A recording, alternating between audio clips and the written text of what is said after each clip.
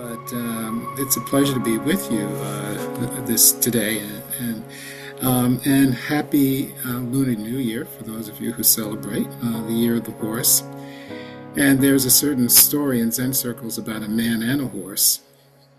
The horse is galloping quickly, and it appears that the man on the horse is going somewhere important. Another man standing alongside the road shouts, "Where are you going?" And the first man replies, "I don't know, ask the horse." So Joe mentioned that you are ending Shishin. And I remember many years ago when I did my first Shishin, my teacher at the time had said, what is it you're looking for? Most people go to a Shishin with a purpose, and she says, "Well, what is it you're looking for?" And I remember at the time feeling quite out of it. I was kind of, everything was slow and everything was very foggy. And I remember her saying, "Well, just be careful, because when you do go on Shishin or any kind of long retreat, my experience is something will happen, and the next thing you know, you're in a blaze of anger." And there's some truth to that. We there are millions of reasons we go on a long retreat. We're looking for something.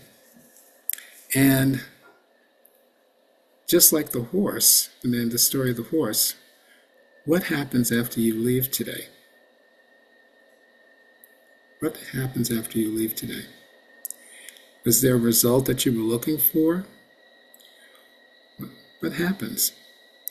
So I thought of, when Choa mentioned this to me, I mentioned to him about one of our Dharma teachers by the name of Layman Pang. And Layman Pang was a layman, hence layman. He wasn't studying to be a priest, and he was quite involved in the study of Zen. And he was so involved that he took his property, and the story goes, and he had it go out to a sea, and he set it on fire. So all his worldly possessions were destroyed. He was married, and he had a son and a daughter. And over the years, centuries rather, there have been stories of the sayings of his teaching. And one of the stories I'd like to share with you is called a story called "The Three Views of Hard and Easy."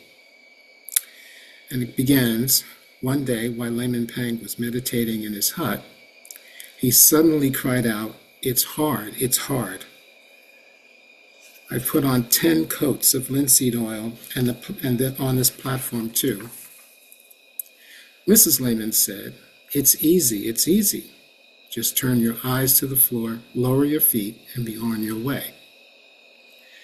And their daughter, Ling Chow, said, "It's neither hard nor easy. The mind of the patriarch is in every blade of grass."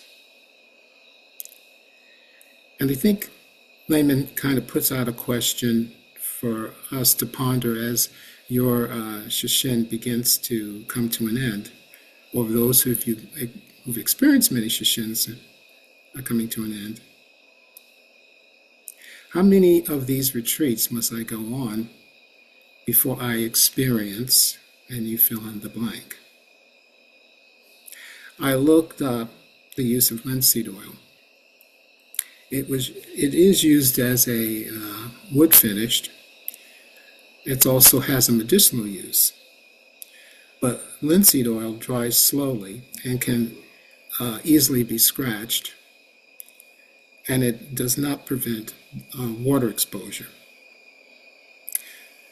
So, putting on 10 coats of linseed oil does not give you the desired appearance. So think about it. Was there a desired experience that you were looking for this Shishin?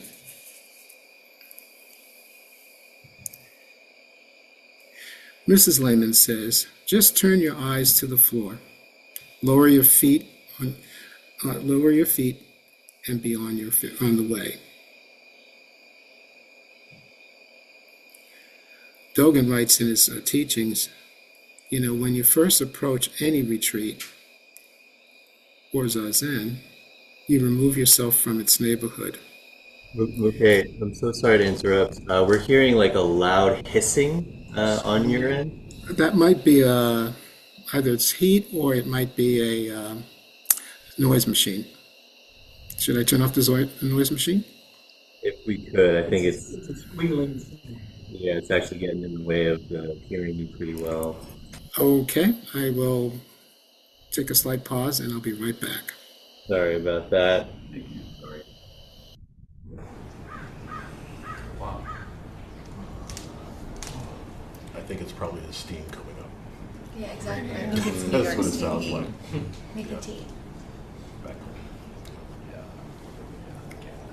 Was like he's like talking to me, like you'll experience a flash of anger, and then it started with. I'm like, I feel it, I feel it. It's on purpose.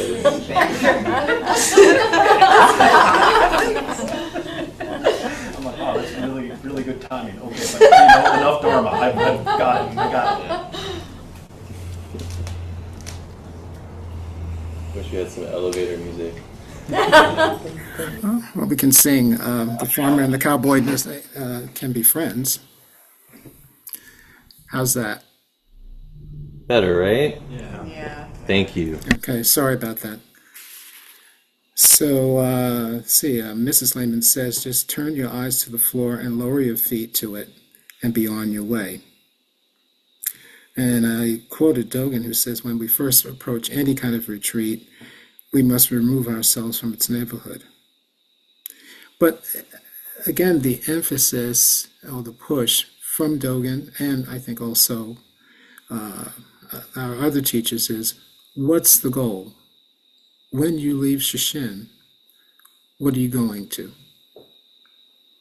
Did you come with an agenda or something?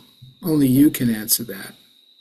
But the answer to that question will be right when you leave the Zendo after your practice today, or after this talk. What will you go to? What is it? Ask the horse. Where are you going? And that takes a certain level of honesty. And part of our practice, I'd like to believe, is to wait and see what happens. How do we live into the next moment?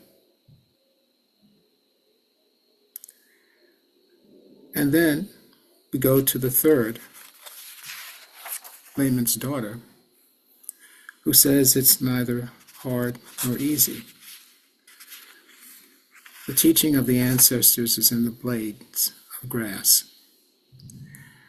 And if you read the commentaries to this particular story, that last statement about the teaching of the patriarchs is in the grass refers to the teachings of the third patriarch, who we don't know that much about. But we do know that the third patriarch lived at a time of great political persecution in China. And most of Buddhism at that time had to go undercover. But there was still practice. I know the rakusus that we wear around our neck, we couldn't wear them, at that time, we couldn't wear them out in public. So what you would do is if you saw anyone from the imperial government coming, you would do something like this.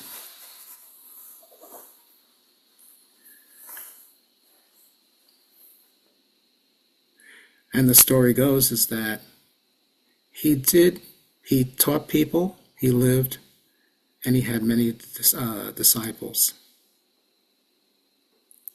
But he taught. And so if we practice, it's neither hard nor easy.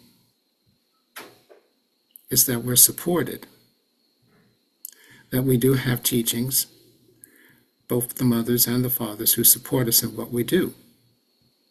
So it's important, again, it goes back to our central theme about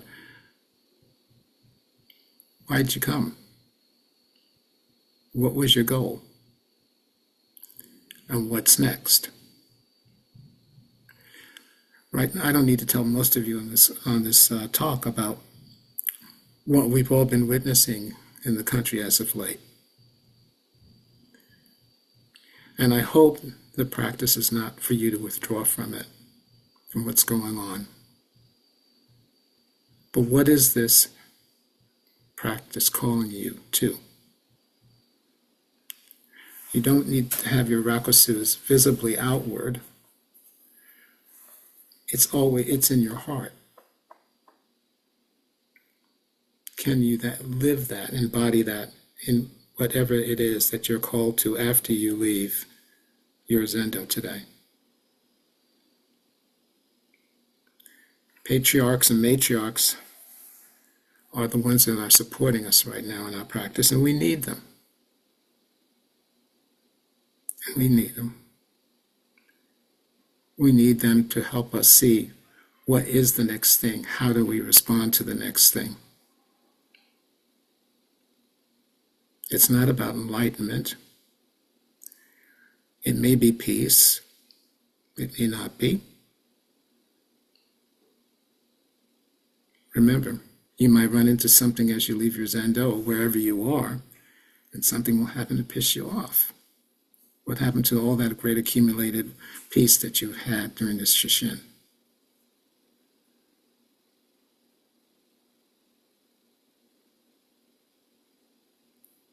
So we live in our practice as to what is it? How do we stay alert to what's next? And then how do we respond? The practice is neither hard nor easy. It's just as it is, but we're supported in what we do. That's I'd like to think, the importance of Sangha. It's how do we support each other? And then when we support each other, how do we help cure the world?